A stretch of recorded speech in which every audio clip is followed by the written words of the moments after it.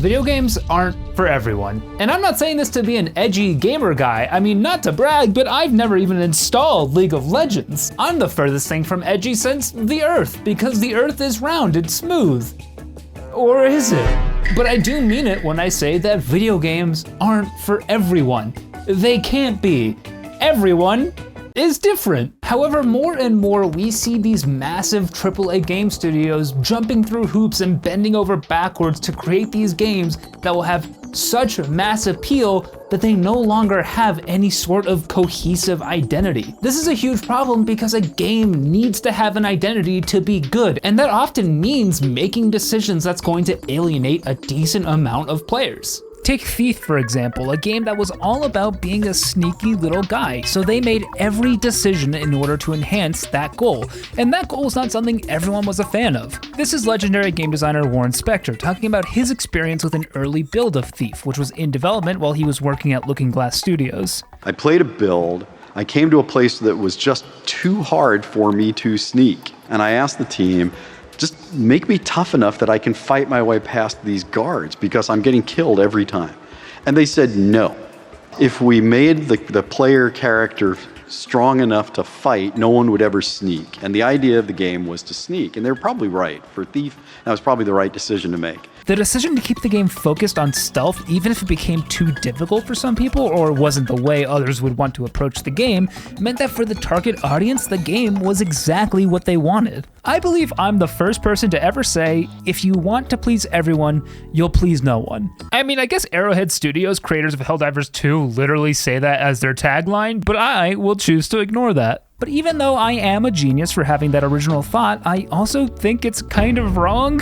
Because while these games that try to appeal to everyone are often worse games, they are often the ones that they're also often the ones that end up selling really well. So the cycle continues, because the line must go up. And we have extremely recent evidence of a big company doing this exact thing with one of their games. In case you're new here, I am the undemocratically elected president of MMORPGs, and MMORPGs are like the primary offender of this whole thing. I mean, MMORPGs literally thrive off of having continuing subscriptions, so they need new players coming in all the time to replace the outgoing older players. What? I can't hear you. No, I wasn't talking to you. No, sorry, my audiobook is too loud.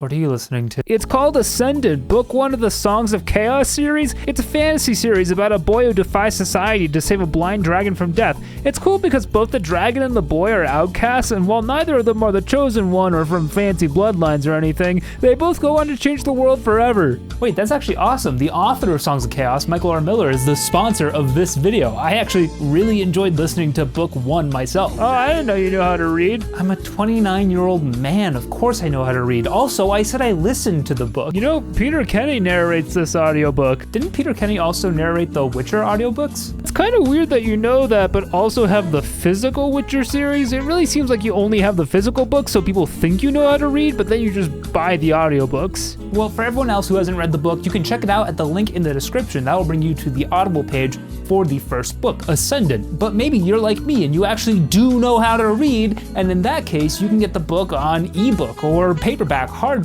on the Kindle. However you want to read this book, you can. So do it. I can't hear you. The audiobook's too loud. Oh, that dog.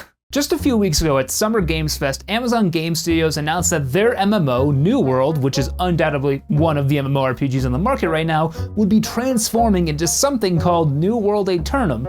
This announcement was extremely confusing. The lead up to this announcement was hyped up a lot by the devs at Amazon Game Studios, so fans were tuning in, expecting to see a lot of new exciting endgame content announced for the game they'd invested hundreds of hours in. Instead, Amazon Games dropped an extremely confusing and very short trailer, and then they just left? Don't you fucking in this. Don't you fucking pan away. Come back, get the fuck back over it. What do you mean? That's it? Yes, Mr. Gold, that was it. The only thing fans learned from this trailer was that something called New World Aeternum that they had not heard of before was coming out on PC and consoles in October.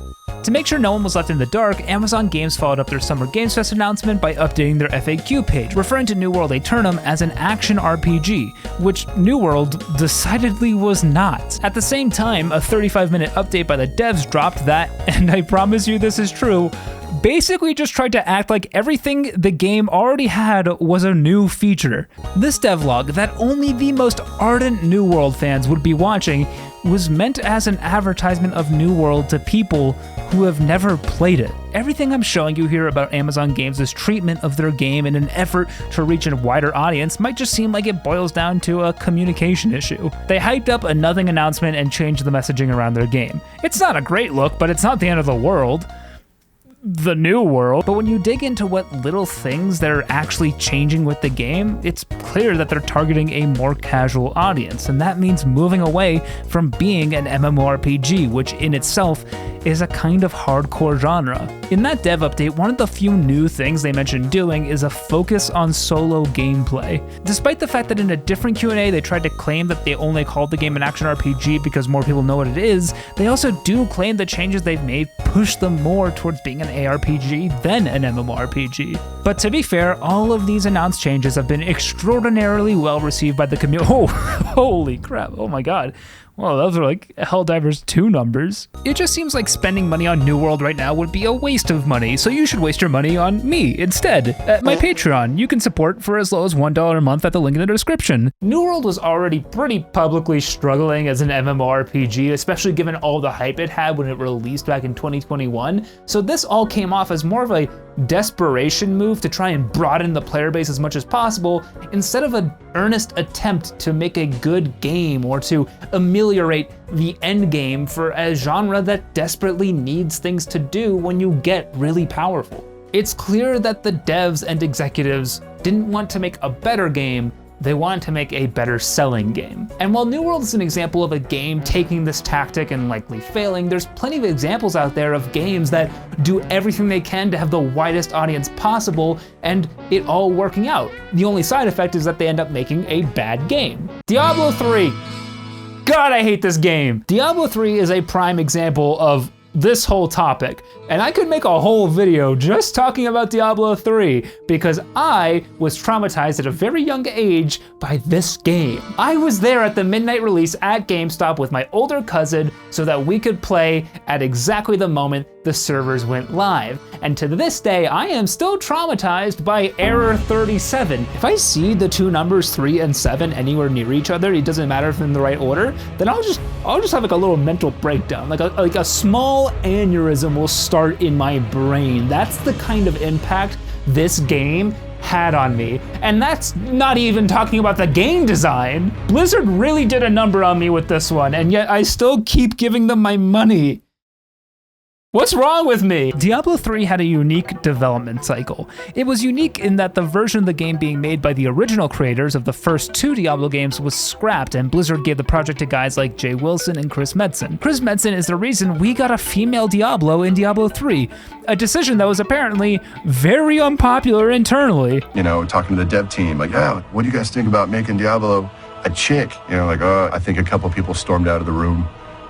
It was not pretty. This isn't foreshadowing of Blizzard's opinion of and treatment of women at all. The other unique part of the Diablo 3 development is that only 2 games came out in between Diablo 2 and the announcement of Diablo 3 at BlizzCon in 2008. You wanna guess what those were? I'll give you a hint. They both have craft in the name. You still don't have it? Okay, I'll give you another hint. It was Warcraft 3 and World of Warcraft. Warcraft 3 was the fastest selling PC game of all time when it came out, beating the record previously held by Diablo 2. And World of Warcraft, it's World of Warcraft. So Diablo 3 had to follow in those footsteps, and there was enormous pressure to surpass the sales numbers that were already getting impossibly high. Topping what World of Warcraft was doing was already going to be nearly impossible, let alone as an action RPG. But nevertheless, the line must go up. The first sign of change for the Diablo series was the art style of the game that was much brighter and much more colorful and saturated than the previous games. This was actually a point of criticism right off the bat from the first announcement. And Blizzard took this feedback and made joke merch and even secret levels in the Diablo 3 main game when it released, because Blizzard takes your feedback seriously. When asked about the art direction, then art director Christian Lichtner said that an art style that's too dark or too gory can exclude people from wanting to play the game. He said that in this Wall Street Journal interview, which is paywalled.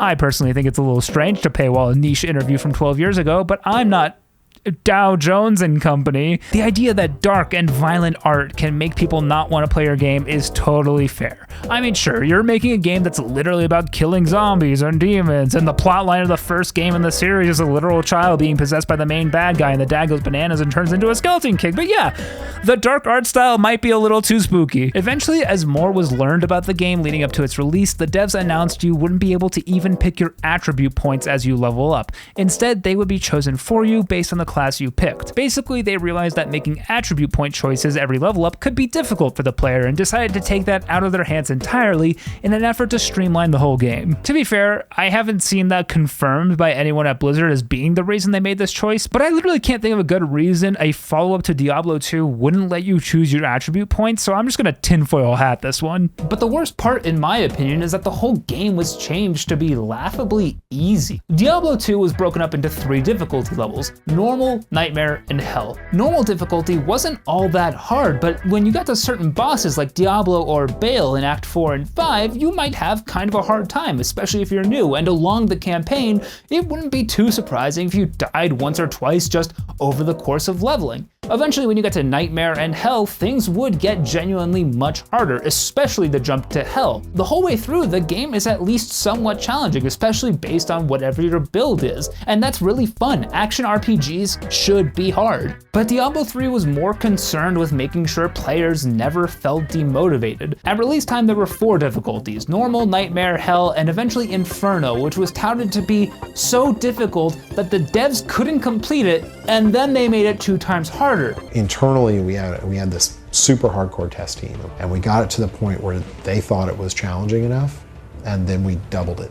But Inferno was ultimately a letdown, and the game was still viewed as being too easy. So Blizzard's solution was to add 20 difficulty levels. Back in the old Diablo days, you used to have to complete a prior difficulty to move on to the next ones, but with the 20 difficulty levels of Diablo 3, you could pick and choose where you wanted to go. And frankly, the game didn't even start being somewhat difficult until about the 7th or 8th difficulty level. So basically, what were the other difficulty levels there for? Who were they appealing to? People who would have a hard time with those difficulty levels weren't going to play that game anyway, I assure you of this. This was just another part of Diablo's identity that got watered down. Things from Diablo 1 and 2 weren't taken and improved on. They were removed because they weren't seen as fitting for a broader audience. There's so much more about Diablo 3 that feels sanitized. Like, it wasn't created by a team of people who were passionate about the game they were making, but that it was manufactured in a lab to appeal to the broadest possible audience and make the most money while creating nothing of real value. And it worked. Diablo 3 became the new fastest selling PC game of all time, and I was one of those people. I'm part of the problem. But Diablo 3's legacy stands as one of the most disappointing sequels ever made. So was it worth it? Probably. I mean, Blizzard got acquired for $69 billion. What Diablo 3 and New World and all the games that fall into this category are missing is that core identity. New World is trying desperately to change their core identity 2.5 years after release, which is, it feels impossible. And Diablo 3 wanted to satisfy the fans of the dark, grimy, endlessly challenging Diablo series while making a game that absolutely anyone can play. And these are things that are just at odds with each other. This is what Riot Games' Alex Jaffe would describe as a cursed problem in game design. I'm only quoting this GDC talk so you think I'm smarter than I actually am. Listen, I have no issue with making games more widely accessible. We want more people playing games and getting invested and falling in love with them. But at a certain point, you have to stop reaching for an audience that is never going to be interested in your game in the first place. Dare I say it, You have to be more like FromSoftware. Uh-oh, another YouTuber glazing FromSoftware and Miyazaki. Yeah, of course we're glazing them. They make really fucking good games. What are we supposed to do? Lie? I'm a YouTuber. I'm not in the business of lying, unlike NASA. We know the truth, globeheads. FromSoftware's Souls-like games are the epitome of having an identity and embracing it. They're difficult and punishing and at times infuriating, but for those very reasons, extremely rewarding. You'll see players shaking and puking and crying as they get killed by the same boss for the 156th time, but when they finally learn that boss's mechanics, get the timing just right, and take it down with the last slash of the blade, it's euphoria on a level that cannot be delivered by any other game. But that experience sounds like a nightmare to a lot of people. I mean, hell, it sounded like a nightmare to me until recently when I finally played Elden Ring all the way through. And the first hour, I almost quit because I thought you were supposed to kill the tree sentinel right off the bat. I thought you couldn't skip it. Am I stupid? Yeah, but like, also, I found out people do beat it right away, and that makes me feel bad. The extremely high praise for Elden Ring is what made me finally pick the game up after 2 years of it being out, because I have to be late to everything. It's the way I operate. And the reason I found the game to be great wasn't because it made concessions to be easier to a wider audience. It was because it was an extremely well-made game, and everything in it was meant to cater to its identity. The fights are as dark and twisted as the world is. Every weapon feels unique and different in its own way so that everyone can experience the game differently, with no build being really all that powerful to make the game trivially easy. I mean, magic users are still cowards, but I used a mimic tier the whole time, so what do I know? And yes, there are plenty of decisions that FromSoftware makes that do help make the game more accessible. The summon system during boss fight is a prime example of this, but it doesn't fundamentally change what the game is. FromSoftware's philosophy is to convert new people into Souls-like fans, not to convert the Souls-like genre into something it's not. And making a really fucking good game is a hell of a way to do that. But embracing the identity of a game doesn't mean you have to make it super dark or brutally difficult. It just means not compromising on what is core to your game. And my favorite game from last year, if not of all time, is a great example of that. Baldur's Gate 3. I'm pretty sure now that I've used the physical edition as a prop in a video, I can write it off as a business expense, so thank you very much. Turn-based RPGs aren't exactly the most popular genre right now. They haven't really been a popular genre since the 90s when people started realizing how fun and exciting real-time combat was. But Larian Studios set out to make a great classic RPG using the Dungeons & Dragons system, and that included using turn-based combat. They felt that turn-based combat was the only way to deliver the combat, story, and overall experience they were aiming for, so everything they did in the game was with that in mind, and sticking with turn-based combat was not necessarily a popular decision. Back in 2020, when the game was releasing some details of what it would become, PC Gamer had an article straight up saying that the turn-based combat decision sucked. It even cites the fact that the first 2 games in the series from the early 2000s weren't turn-based, and they were also based on Dungeons & Dragons. And even post-release, after Baldur's Gate had been met with great reviews, a gaming journalist claimed that Baldur's Gate 3 would triple their sales if they would just add an option for real-time combat. And even though I think that's a ludicrous suggestion, he's probably right. Baldur's Gate 3, despite being a masterpiece of a game that went on to win multiple awards, including Game of the Year, fell behind games like Madden 24, Modern Warfare 3, the second version, not the original version, because they keep making Modern Warfare 2 and 3 again, and like, I'm confused. I don't play Call of Duty. Someone explain this to me. And it even fell behind a game about a universe made up by a transphobe. According to Circana, which tracks a lot of these game sales data, Baldur's Gate 3 didn't even crack the top 20 for the year. Don't get me wrong, the game was still massively successful and is a game that I really think will be remembered and beloved for a long, long time. But the evidence is there for AAA companies that their time is better spent making games with mass market appeal rather than something truly great and innovative, with the only drawback being that it will appeal to a smaller audience. Like most things in life though, there is nuance to all of this. I do think unequivocally sticking to your game's identity at all costs will lead to a better overall game, but one company has shown us that you can take deliberate steps to broaden your audience while keeping your game's identity intact. And that company is Bethesda. That's right, I'm gonna be the first person to praise Bethesda probably since 2011. What Bethesda lacks in quality control, they make up for in really fantastic storytelling and world building, and they always have a focus on what makes for a great open world RPG. The combat in games like Skyrim and Fallout are never that great. I mean, hell, I wouldn't even say they're that good. Look at this. It feels so goofy and floaty and, oh, nope, there I go flying again. But the immersion you feel in the world, despite all of its imperfections, is just unmatched. The feeling you get walking into Whiterun for the first time and passing by all the scripted NPC interactions that somehow make the town feel lived in. You grow to have real feelings about these NPCs. And yeah, we all want to punch Nazim in the face, but at least we're feeling something. Or when you finally get brave enough to stray away from the main quest line to see what's out there just off the road, and oh, it was another giant. No, who could have seen this coming?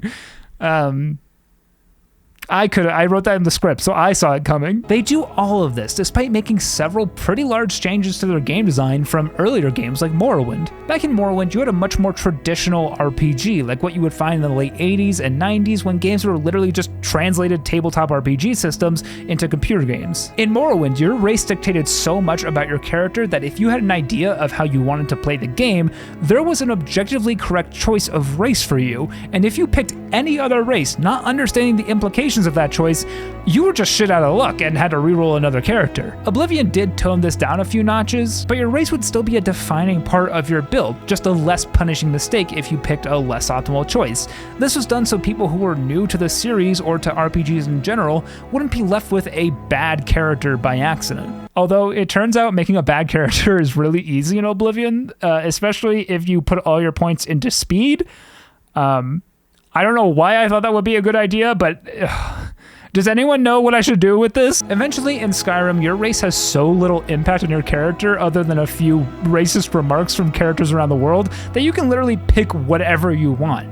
This isn't how RPGs used to work, but it's a change Bethesda made to make the game more accessible, and one that they felt wouldn't change what made their games great. And while plenty of people do miss race being a more impactful choice in character creation, even hardcore Elder Scrolls fans will tell you how good Skyrim is. Bethesda knew where they could compromise and where they couldn't. There's a ton more examples like this throughout the Elder Scrolls series, like the fast travel system in Morrowind not being nearly as convenient or powerful as what would follow in Oblivion and Skyrim. And while the fast travel system is something a lot of people love, there's good reason not to use it because there's hundreds and even thousands of secrets hidden around the vast open world of these games that you'll miss out on if you just rely purely on fast travel. And Bethesda prioritizes making worlds worth exploring. So even though I would call fast travel a compromise, it doesn't change what's core to these games. And don't get me wrong, I wish there wasn't fast travel. I'm one of those. But it's another example of Bethesda knowing what kind of things they can compromise on while maintaining the identity of their game. My point with all of these examples that I'm both tearing down and building up is that every game will only ever have a limited set of people that it will appeal to. Some genres are vastly more popular, like first-person shooters will just get more people's eyeballs on them. But that doesn't mean every game should be a first-person shooter. Every game's goal should be to strive to be the best version of what it is. Are you making a cozy farming simulator? Try to be the best cozy farming simulator. Are you making a brutally hard Souls-like? Try to make a brutally hard Souls-like. Go for it. There's more and more coming out every day, and that's awesome. But don't compromise on your design to try and appeal to people who would never pick up your game in the first place. Fans of Metroidvania games aren't going to suddenly pick up a short hike if you add in a random platforming combat section. Instead, you're just going to end up alienating the existing fans and potential new fans of that game. In the same way that it'd be weird to add a casual farming section to Dark Souls 3. I mean, if FromSoftware did it, I would absolutely play it, but I would also be thinking the whole time, man, this is weird. Don't get me wrong, it's good to take a new player's perspective when you're making your game. You do want the game to be accessible to new kinds of players. The developers of Path of Exile 2, for example, talk about bringing in playtesters who have varying degrees of experience with the genre, with Path of Exile, and even people who have never touched an action RPG game at all. It's good to get that kind of feedback because again, you do want to convert people into being fans of your game and your genre. But the key is knowing what feedback you should take and what feedback you should just ignore, because not all feedback is equal.